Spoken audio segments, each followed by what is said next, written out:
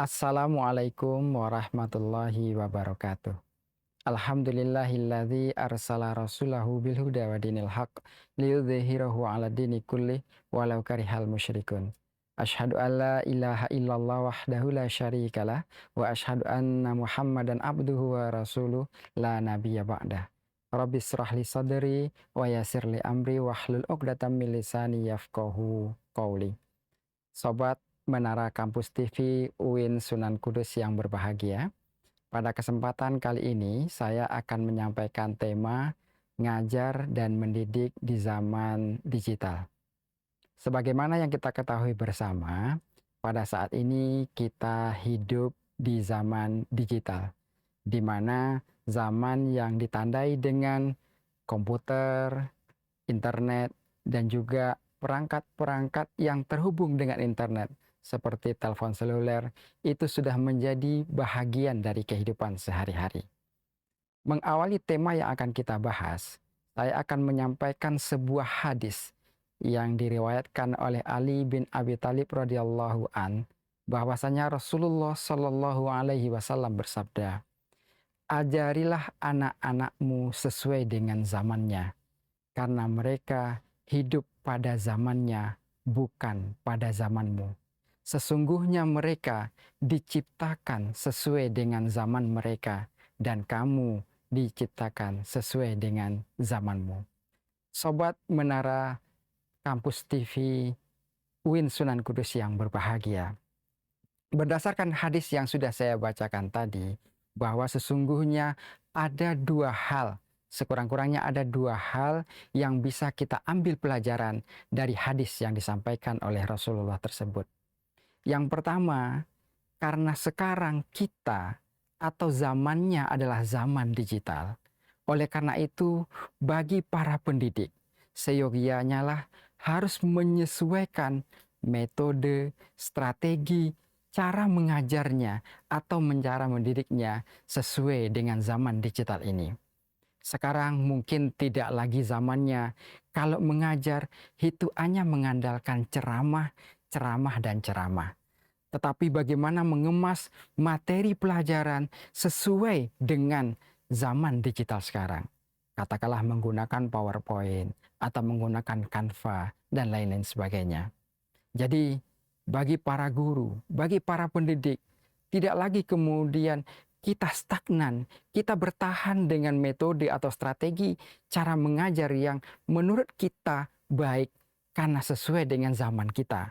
Tetapi cobalah bergeser, cobalah bertransformasi, menyesuaikan dengan zaman anak-anak yang kita hadapi sekarang, yaitu zaman digital yang bagi mereka itu sudah menjadi konsumsi atau sesuatu yang mereka hadapi dalam kehidupan sehari-hari.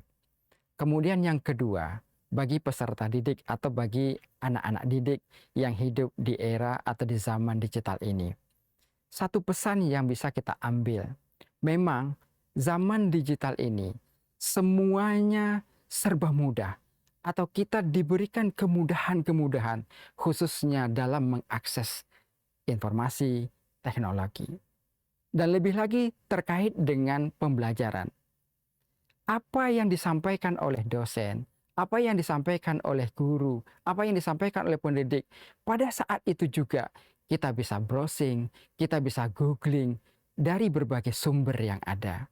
Akan tetapi, satu hal yang perlu adik-adik atau anak-anak semua pahami, bahwa tidak semua informasi yang disajikan di dunia digital itu sepenuhnya berisi kebenaran-kebenaran.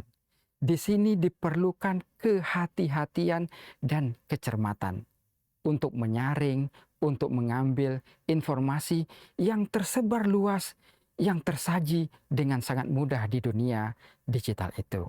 Dan yang terlebih penting lagi, saudara-saudara, adik-adikku sekalian, kini kita dibutuhkan juga kehati-hatian, kecermatan dalam menggunakan media digital.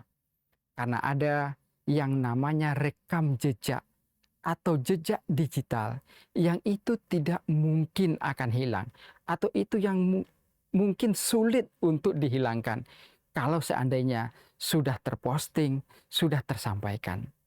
Maka berhati-hatilah di dalam era digital ini. Memang satu sisi, era digital ini menawarkan beribu-ribu kemudahan. Tetapi di sisi yang lain, ibaratnya jebakan Batman gitu ya, jebakan Batman. Dia juga punya lubang-lubang yang kalau tidak hati-hati itu akan mencelakakan bagi kawan-kawan, adik-adik semua. Sobat Menara Kampus TV UIN Sunan Kudus yang dirahmati Allah. Jadi dari judul yang sudah saya sampaikan tadi, khususnya terkait dengan dunia pendidikan, memang kita saat ini diberikan kemudahan dalam mengakses informasi. Kita diberikan kemudahan dalam menyampaikan informasi. Tetapi di sisi yang lain, kita juga harus hati-hati, kita juga harus cermat dalam mengambil informasi tersebut. Akhirnya, Sobat Menara TV, Sobat Menara Kampus TV UIN Sunan Kudus yang saya cintai. Satu hal yang perlu kita semua mungkin menjadi pelajaran, bahwa masing-masing generasi hidup sesuai dengan zamannya masing-masing. Dan tentunya bagi pendidik harus memahami itu.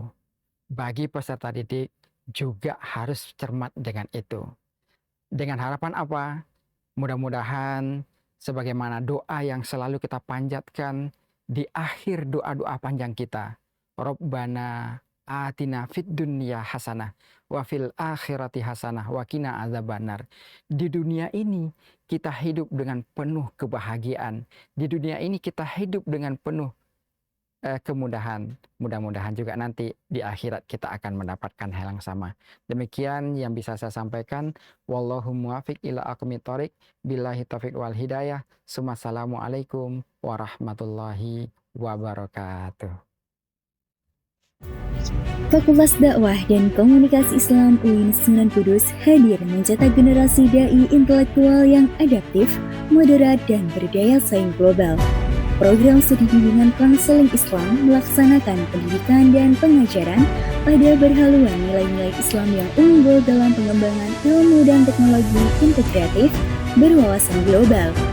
Program studi komunikasi dan penyiaran Islam berbasis unggul dalam pengembangan ilmu dan teknologi integratif berwawasan global, menghasilkan lulusan program studi manajemen dakwah yang profesional dan mampu bersaing.